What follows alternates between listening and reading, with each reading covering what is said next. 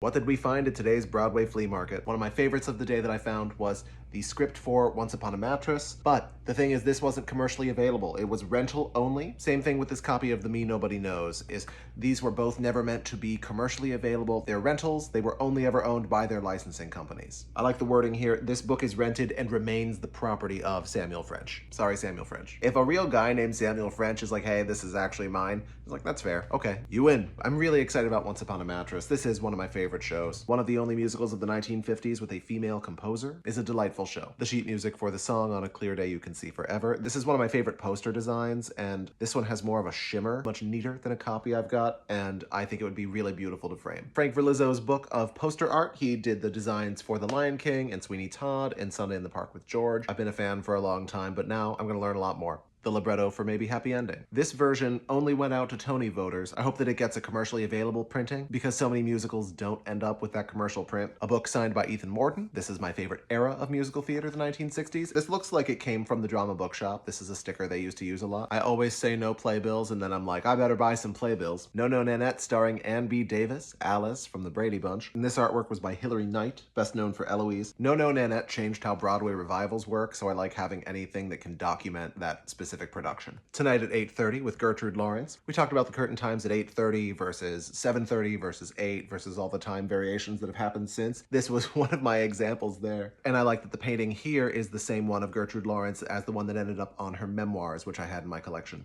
Who did do this painting? Was this Cecil Beaton? Might have been Cecil Beaton that did that art. There's a clipping.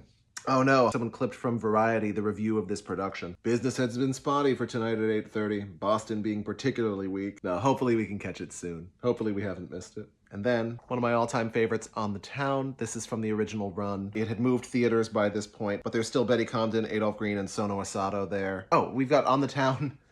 Always there. It's this production. We have an uncorrected proof of James Kirkwood's Diary of a Mad Playwright. If you've heard the Ethel Merman swear jar story, I believe this is the first time it was ever in print. A souvenir program from the original Once on This Island. Book of essays by Harold Clurman, one of the founders of the group theater.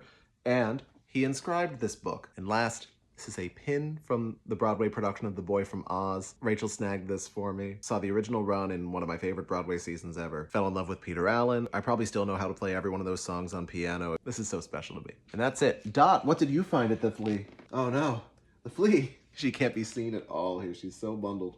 Dot was not at the Broadway Flea. Dogs and fleas, it's a sore subject. And what's your favorite thing you found at the Broadway Flea?